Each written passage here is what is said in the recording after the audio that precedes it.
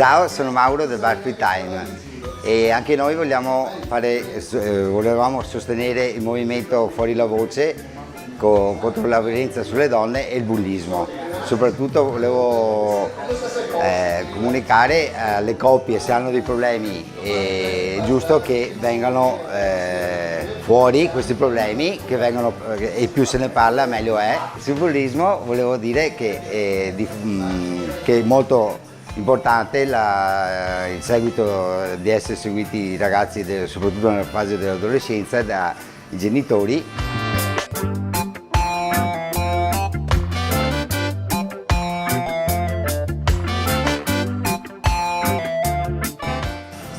Un saluto da Mauro del Bar Free Time di Spinea e tiriamo fuori la voce e arrivederci.